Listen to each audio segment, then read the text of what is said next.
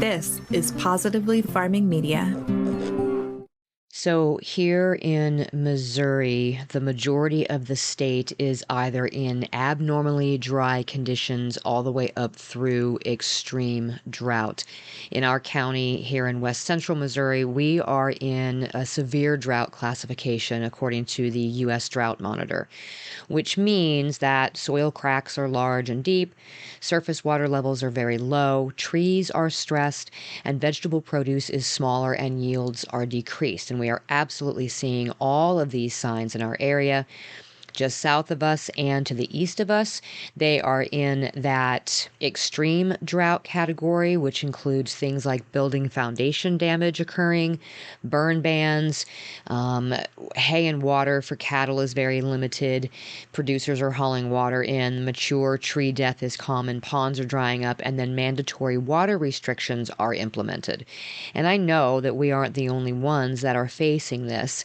We faced it last year, and that was more widespread than it is this year, but it certainly is occurring all over and more frequently. So in times when we get to severe or extreme drought and we may start to see those water restrictions, it's not uncommon for home gardeners to turn to using rain barrels to collect rainwater from their roofs as a supplement to their summer irrigation. It makes sense. Rainwater is natural, it's unchlorinated, and it's a great source for our plants and even for our animals.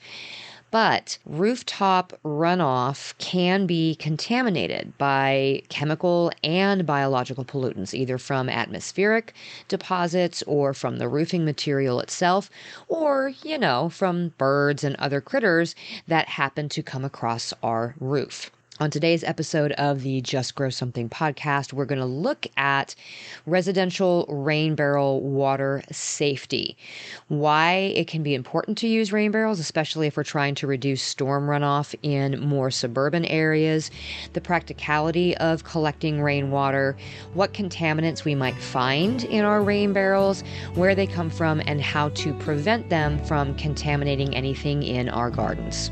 Let's dig in.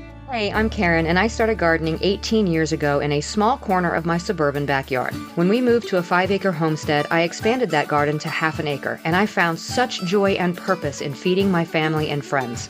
This newfound love for digging in the dirt and providing for others prompted my husband and I to grow our small homestead into a 40-acre market farm. When I went back to school to get my degree in horticulture, I discovered there is so much power in food, and I want to share everything I've learned with as many people as possible. On this podcast, we explore crop information, soil health, pests and diseases, plant nutrition, our own nutrition, and so much more in the world of food and gardening.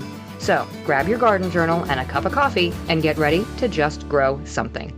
So we have kind of a unique situation with our farmhouse. There is actually a giant concrete cistern that is underneath our back deck, and it came with the house. It was built with the house, and it holds a ton of water. And the first couple of years that we were here, we actually did use that water mostly for our livestock.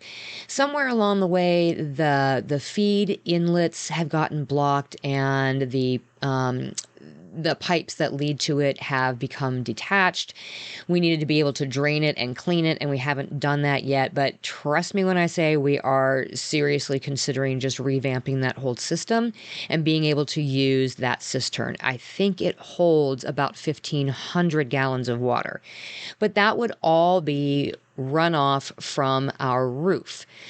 We have in the past also done just your standard rain barrel, and this is more like what you're going to see in most residential areas, is just a garden rain barrel. In general, those are favorable things. They're better for specifically reducing stormwater runoff in neighborhoods than maybe rain gardens or bioswales or other types of trenches, which can be more expensive and can kind of be, looked upon unfavorably by, say, your homeowners association. But, rain barrels, hey, you're collecting the water, you're reducing your water bill. And so it can be a good, motivation for people to be able to put these in, especially when we're facing droughts and possibly water restrictions and you are growing a garden. Now, it is interesting to note that rainwater collected from rooftops has been tested on plants in containers and those that are in gardens and landscapes. And good results have been seen with these, with no apparent plant disease or disorder problems in several of the studies that I saw. But rain barrel water is untreated, and so there are legitimate safety concerns about exposing us and our pets and our garden produce to possible contaminants. So there are many studies that have shown that rain barrels are reservoirs for toxic materials and pathogenic microbes. So these kind of fall into two different categories. You've got biological and you have chemical. The biological contaminants would be things like bacteria, cyanobacteria, fungi, protozoa. That bacteria also includes fecal bacteria.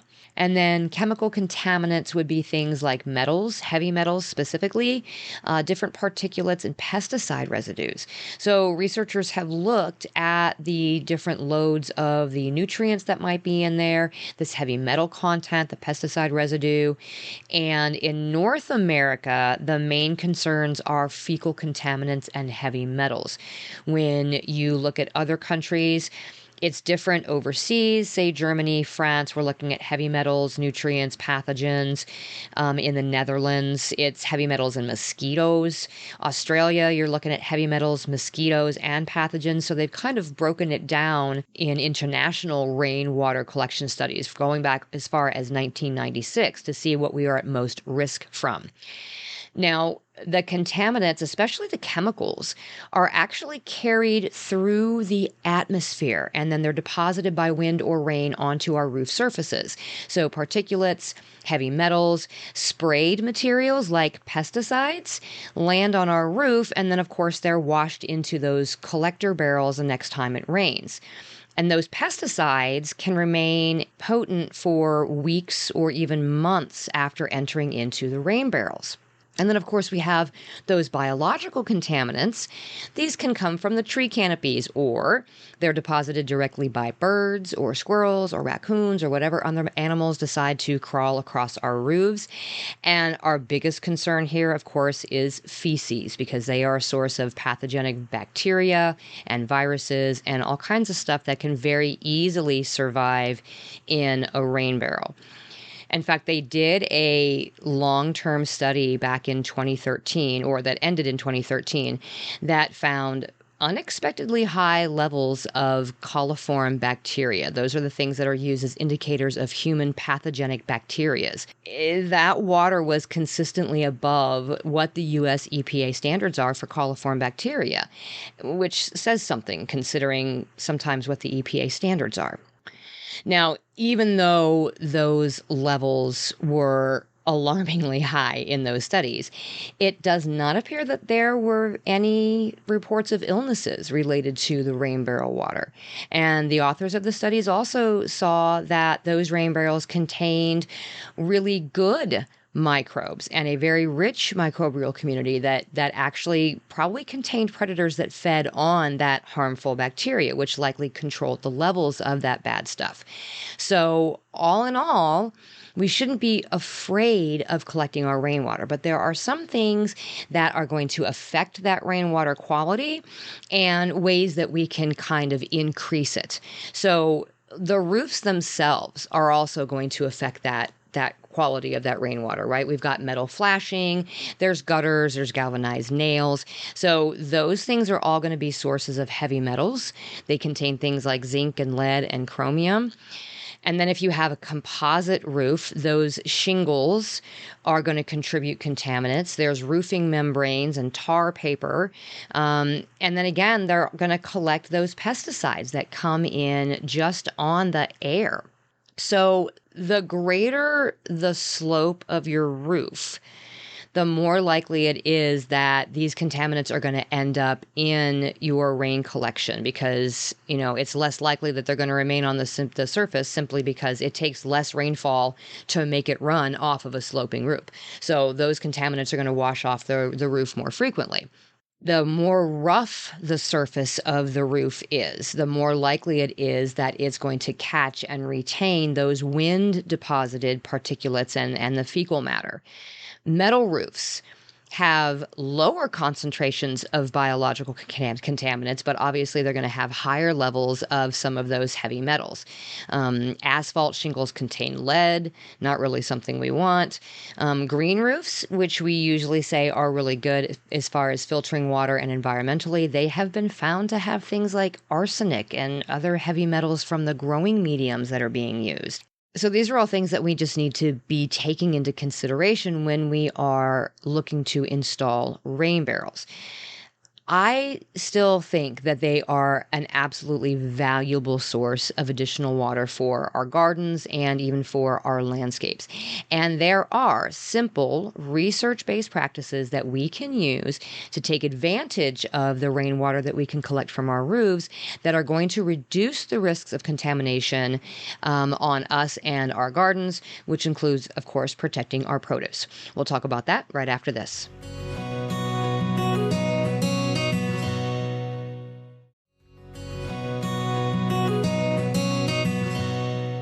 So some of the action items for gardeners using roof-collected rain barrel water. The first thing is to know your local pollution issues. If there is a history of airborne pollutants from local industry or agriculture in your area, then you likely want to have your rain barrel water tested for a lot of these contaminants just to be on the safe side.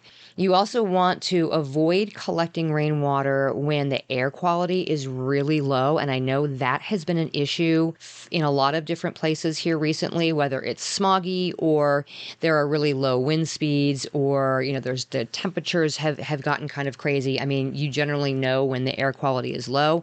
That also adds to the contaminants that might possibly run off of your roof. If you've used a moss removal product on the roof, you don't want to be collecting the water immediately following that. And then, of course, if you know that pesticides have been recently applied nearby, it doesn't take a lot. You don't want to be collecting the water at that point. You also want to make sure that you are using good hygiene when it comes to the barrels. Specifically, we want to keep them really tightly sealed so that we don't end up with mosquitoes. So whether it is some sort of a cover completely on top or it's a filter combined with a cover, whatever it is, we want to prevent the mosquitoes from being able to get in there and breed. And there are larvicides too that you can put in rain barrels. They're pesticides. They have to be labeled for rain barrel use, but they will take care of the mosquito larvae if you do end up with some in there. But to me, honestly, I don't want the pesticides running off my roof into my rainwater, so why would I want to intentionally add it? So, of course, we're not drinking this water, and we shouldn't be giving it to our pets to drink either. This is just for our gardening and our landscapes.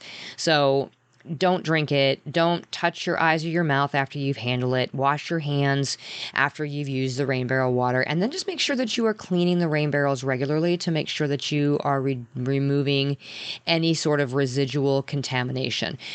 We have had IBC totes, which I don't know if you've seen them. They are sort of opaque, so they're not solid all the way around. And we've used those in the past for rainwater collection. And those needed to be cleaned much more frequently because they actually would develop algae in the inside because the sun could get through.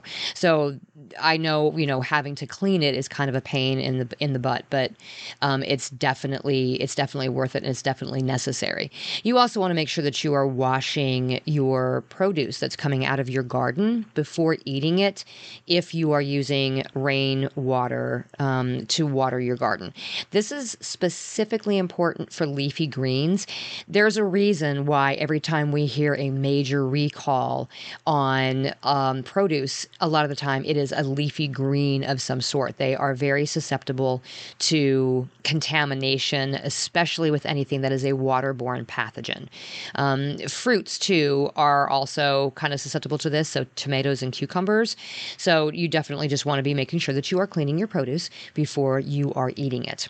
And then the other thing here too to do is to install a diverter.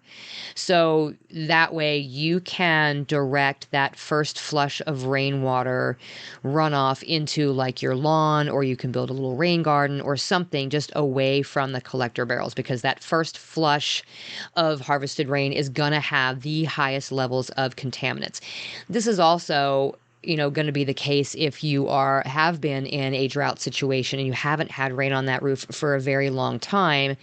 A lot more material is going to be deposited on the roof and into the gutters during that dry period. So as tempting as it would be to immediately start collecting whatever rain would start coming down when you're in the middle of a drought, it really is important to flush away that first rainfall, because it is going to move those deposited materials off the roof and into your gutters and then into your rain barrel. When you're setting up a rain barrel, you want to make sure that you have some sort of a screen or other filter in place that is going to prevent the roof debris from entering the rain barrel. So a leaf screen or some other type of a gutter cover up on your roof to start with is going to be a good way to do this. And then also having an additional one in the feed spout that feeds into your barrels. So the more screens, leaf screens and things that you can put in place is going to help to keep that stuff from ever entering the barrel in the first place. And then using activated charcoal filters before you feed the water into the garden. So these are going to remove the sediments. They're going to remove the organic contaminants, some of the mineral contaminants. They're not going to do anything for the heavy metals, but they will do just about everything else. And you can use just a regular activated charcoal filter. I actually found a fantastic reference that came from an old book out of, I think it was the early 1900s, and it's called Household Discoveries. And it was written, let me look here, Household Discoveries, Revised Edition, an encyclopedia of practical recipes and processes. And this is copyright 1908. And so in this book, they talk about a way to create a charcoal filter for your rainwater. And this stands up, I think, over the last 100 or so years as a way that you would be able to safely use your rainwater. And actually, this cleans it to the point where it could possibly be drinking water. So it talks about taking a barrel or an oak tub that's never been used and creating a false bottom about 3 or 4 inches from the bottom of it, and then putting perforated holes in it and covering it up with a clean piece of white canvas, and then layering on some clean pebbles about 3 to 4 inches deep, and then layer of sand and gravel, and then coarsely granulated charcoal, tamping that down and repeating that until you get about a foot from the top, and then adding a 3-inch layer of pebbles and covering it with canvas as a strainer. Now, they just created a charcoal filter, and something that we pay a lot of money for. You could do this on a smaller scale with, say, a 5-gallon bucket, so that you're able to collect the maximum amount of rainwater in your barrel, but then still filter it safely through that little charcoal filter. There are lots of ways to do this. I just thought it was very interesting that 100 years ago, of course, they already had this technology because, well, they didn't have our technology.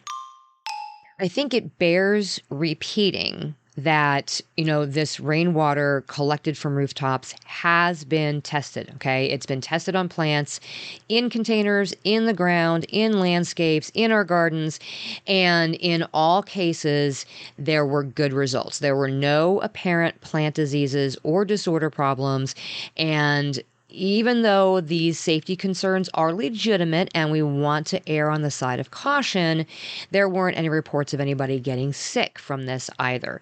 So I absolutely am a proponent of using rainwater collection. I think especially as we get into a situation where there's less and less fresh and clean water available to use, it's going to be even more important for us to use these sort of non-potable water sources to do things in our lawns and our gardens and our landscapes, because it's an increasingly difficult resource for us to be able to get, especially now that we, again, are having more and more problems with drought. And also, areas that are chronically dry or seasonally are very arid, I think it's important. So hopefully this gives you a little bit of encouragement if you are in an area where you're starting to see some drought, or where maybe you had one last year and it's not a good feeling to be in. Consider some rain barrels. Just consider doing it safely. Until next time, my gardening friends, keep on cultivating that dream garden, and we'll talk again soon. You just finished another episode of the Just Grow Something podcast. For more information about today's topic, go to justgrowsomethingpodcast.com, where you can find all the episodes, show notes, articles, courses, newsletter sign up, and more. I'd also love for you to head to Facebook and join our gardening community in the Just Grow Something Gardening Friends Facebook group. Until next time, my gardening friends, keep learning and keep growing.